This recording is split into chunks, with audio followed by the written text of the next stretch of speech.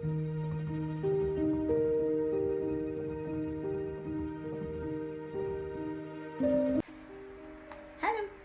I'm styling this beautiful Malcotton saree from Patrangi. So this is a dark green saree. I wanted to look this humble, so I kept the saree styling minimal. This saree kore dark green ayadonde I decided to pair it with the blouse. ഒരു 2-3 shade കുറവുള്ള green ആണ് choose ചെയ്തിരിക്കുന്നത്. Not the exact same green. Blouse കുറച്ചുകൂടി lighter version ആണ്. Since the sari is dark green, adding too much jewelry felt heavy. And it will be distracting from the entire look. So I wanted to keep this minimal. പിന്നെ ഇതിനൊരു bronze colour, bronze border ആണുള്ളത്. So golden colour jewellery wear ചെയ്യുന്നത് ഭയങ്കര mismatching ആയിട്ട് തോന്നും.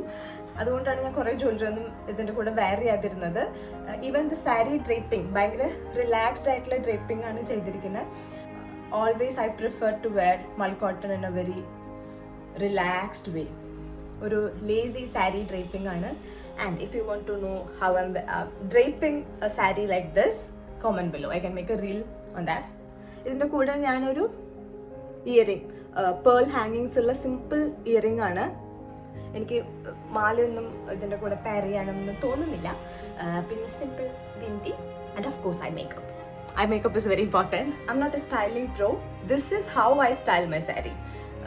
ഈ ഒരു സാരി ഞാൻ ഇങ്ങനെയാണ് സ്റ്റൈൽ ചെയ്യാൻ വിചാരിക്കുന്നത്. അതാണ് ഞാൻ ഷെയർ ചെയ്തത്. ബ്രോൺസ് ബോർഡർ ആയതുകൊണ്ട് തന്നെ ഇപ്പോൾ ഒരു മാല ഇടുമ്പോൾ അത് ഗോൾഡൻ ഷെയ്ഡിലാണെങ്കിൽ of course it's a mismatch. Of course you can wear a necklace, but it should match with the border. Okay,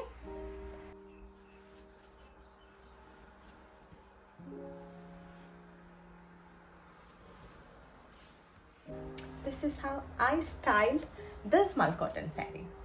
Thank you.